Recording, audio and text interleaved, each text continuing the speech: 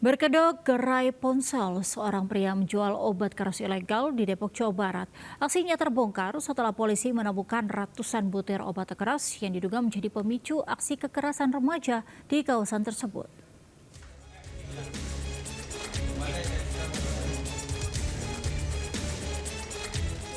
Seorang pria berinisial NJ harus berurusan dengan anggota Polsek Cinere Depok, Jawa Barat karena menjual obat keras ilegal.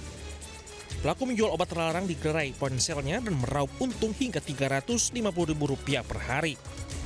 Polisi menangkap pelaku setelah menerima laporan warga yang curiga dengan aktivitasnya. Dalam penggerbekan, polisi menemukan ratusan butir obat terlarang yang sudah dikemas dan siap edar.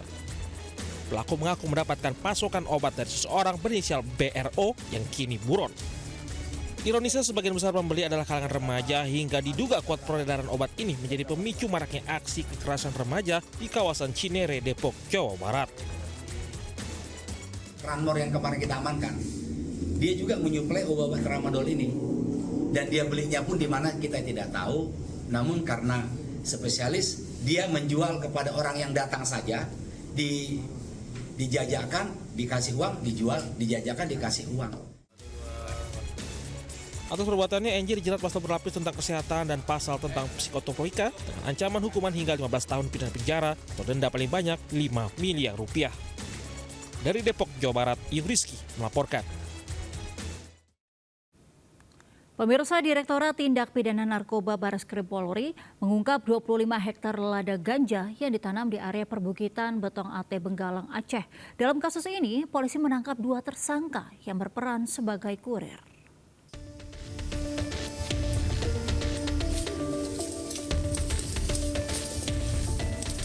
Inilah satu dari 8 ladang ganja yang ditemukan Direktorat Tindak Pidana Narkoba Bareskrim Polri di dalam hutan perbukitan Butong Aceh, Benggalang, Kabupaten Nagan Raya, Aceh. Ladang ganja seluas 25 hektar ini tersebar di 8 lokasi di area perbukitan. Ladang ganja ini mayoritas sudah dalam kondisi siap panen. Polisi bersama TNI dan Bea Cukai langsung melakukan pemusnahan dengan cara pencabutan dan pembakaran pohon ganja. Dalam pengungkapan kasus ini, polisi menangkap 2 pelaku. Temuan ladang ganja seluas 25 hektar ini berawal dari tertangkap 2 kurir ganja di Bener Meriah, Aceh. Ini operasi yang cukup panjang karena menemukan titik-titik ladang ini cukup sulit dan masih dilakukan pengembangan terus. Saya belum menyebutkan tersangka dan beberapa peranannya karena masih ada banyak DPO yang perlu kita amankan. Sampai saat ini kita sudah menjalankan kegiatan selama hampir 12 hari. Tak hanya memusnahkan, polisi bersama TNI juga melakukan edukasi kepada warga setempat dengan mengenalkan tanaman yang dapat digunakan sebagai bertani sehingga tak lagi mengandalkan ganja sebagai tanaman penghasil uang. Dari Aceh dan Jakarta, Helmi Sejambati melaporkan. Viral seorang istri yang tengah memeluk anaknya dianiaya suaminya sendiri di Surabaya, Jawa Timur.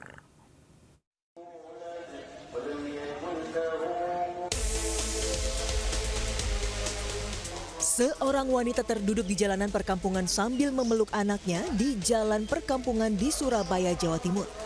Ia diduga dianiaya setelah mendapati suaminya selingkuh. Akibat penganiayaan itu, korban terluka di sekujur tubuhnya, bahkan keningnya benjol.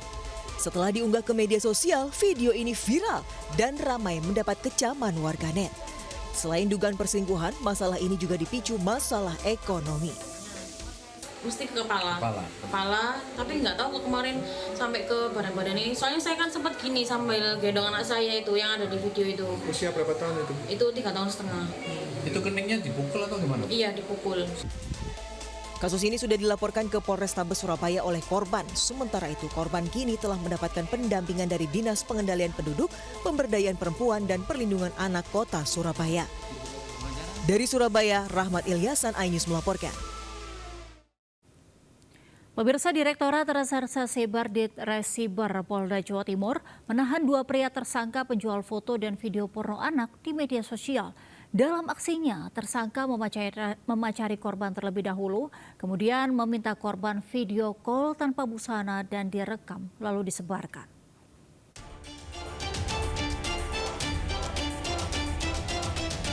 Dua tersangka penyebar dan penjual video porno adalah RYP 18 tahun, seorang karyawan swasta asal Magelang, dan ASF, 23 tahun, mahasiswa asal Bangka Belitung. Keduanya ditangkap atas laporan korban ke polisi beberapa waktu lalu. Kedua tersangka mendapatkan video dengan berbagai cara, selain dari sindikat perdagangan video porno, juga dari para korban langsung. Selanjutnya video dipromosikan melalui media sosial. Polisi mengamankan berbagai barang bukti diantaranya handphone dan screenshot video-video asusila, serta 2.500 video pornografi anak dari berbagai daerah dan negara. Memulai melakukan jual beli foto dan video asusila atau pornografi anak sejak bulan Juni 2023. Kemudian tersangka menggunakan Instagram dengan nama user @orangtuanakal_community untuk melakukan promosi channel Telegram dan Potato Chat.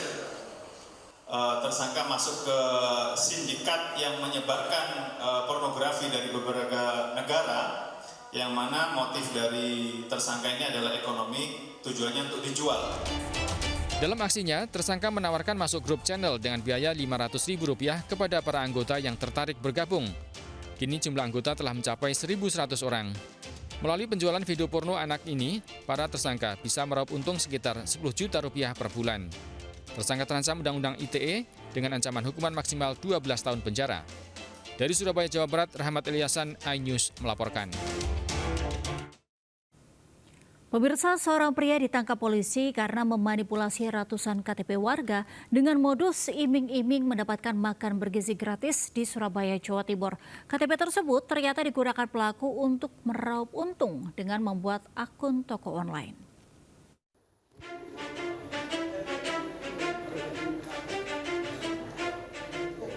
Direktorat Reserse Siber Polda Jawa Timur mengungkap kasus manipulasi ratusan KTP warga di Nganjuk, Jawa Timur. Pelakunya berinisial TD, 38 tahun, warga Kecamatan Prambon, Nganjuk. Pelaku mengumpulkan 129 KTP milik warga dengan iming-iming untuk mendapatkan makan bergizi gratis.